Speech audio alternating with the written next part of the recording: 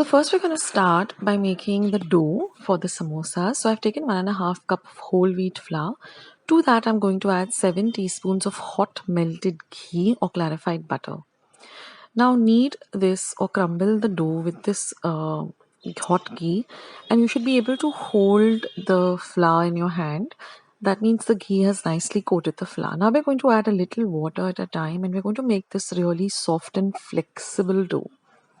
Something very similar that you would make for karanjis or nyoris.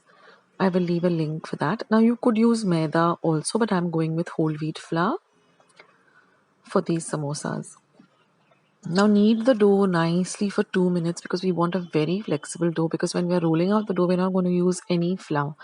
So our dough has to be really, really flexible.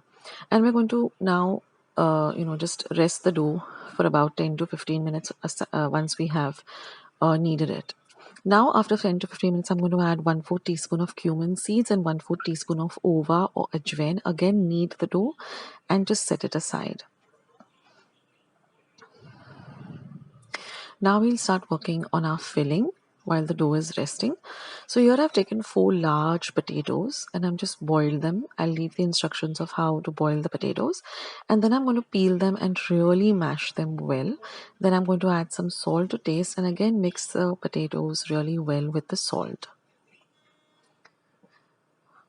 Now I'm going to take some green chilies. Now I use a mixture of light green chilies and dark green chilies.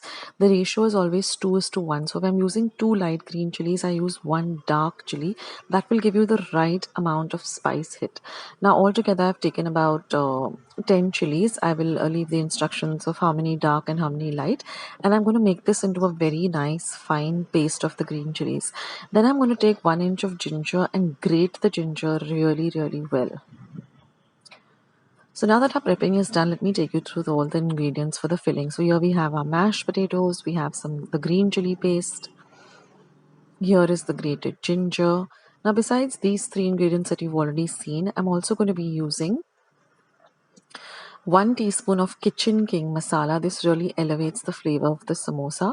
1 teaspoon of roasted coriander or dhania powder. 1 teaspoon of roasted cumin or jeera powder.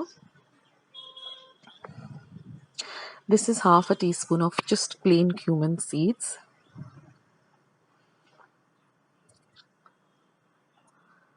1 teaspoon of pepper powder. Half a teaspoon of ova. Half a teaspoon of fennel seeds or saunf as we call them. And I'm also going to be using manukas, which are these dark dried grapes. They just add a lovely punch to this samosa filling. Now I'm just going to add the mashed potatoes to a large mixing bowl. Now here in a small kadai, I've added 1 teaspoon of oil or curdler. Once the oil is hot, I'm going to add the cumin seeds, the green chili paste, as well as the ova. And we're going to fry this really well till the green chilies have really fried well and you get the lovely aroma of the green chilies, the ova and the cumin. So say for about half a minute, fry them really well.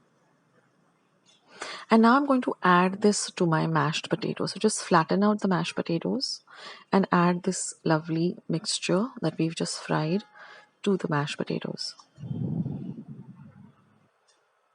Now I'm also going to use these white peas that I've just boiled and set aside. That's completely optional, but it really adds, nice kind of body to the samosa.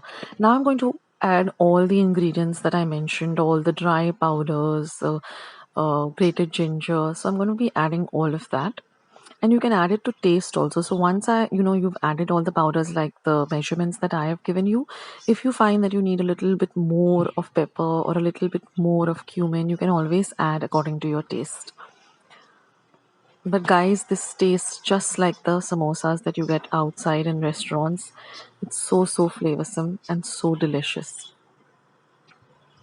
Even the Kitchen King masala just adds a different taste to it. Now these dried manukas is optional, but guys, believe me, it really adds a little bit of sweetness that is needed for this filling. And the vatanas, as you call them, white vatanas, also just boil them for about 15 minutes in water. Don't pressure cook them because then they become very mushy. Soak them for about 20 minutes and then boil them for about 20 minutes. And then of course add the salt as per your taste. And that's our filling. It's all ready. So don't add any coriander, any dhania. It will change the entire taste. Just keep it like this. Only adjust the salt and all the other ingredients to your taste. Mash it up all well. Mix everything nicely together so the potatoes get nicely coated. Now we're going to make small balls, lime-sized balls of the dough. And we're going to roll them like this into an elongated kind of a shape. We don't want a round chapati shape, but a round, like a lotus pad kind of a lotus leaf rather kind of a shape, a long shape like this. This is the perfect one. We're going to cut it in the middle. Now we're going to coat the edges with a little bit of water. Fold it like this. Put water so that it gets bound well. Then just take it into the palm of your hand like a cup like this. And just add about a teaspoon or 2 teaspoons. Don't overfill it or don't underfill it. Just till the brim, leaving a little space.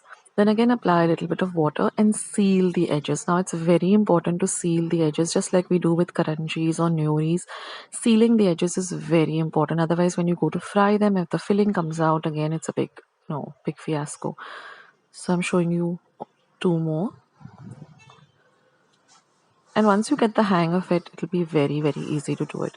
Just ensure that it's sealed well, there are no gaps, there are no holes in the dough. If there are, then just restart again. And you can cut off the extra edges with a knife, or you can keep them if you want a little bit of crispy edges. But seal the edges like this really, really well. So this is like the perfect samosa.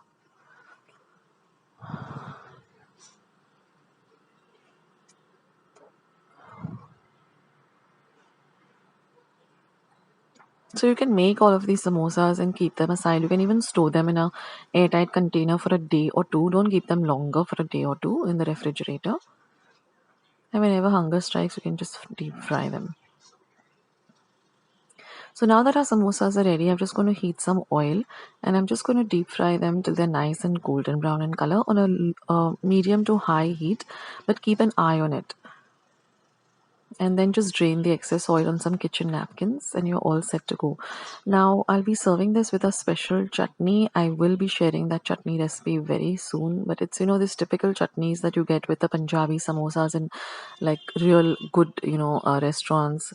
They serve this lovely red spicy sweet chutney, so look out for that recipe. It will be coming up soon, and if I've already updated it, then uploaded it on my channel, you'll find the link below. So here are our lovely samosas all ready just to be dipped into that lovely sauce and enjoyed while watching your favorite movie or reading your favorite book. So do give this recipe a try and let me know how you liked it.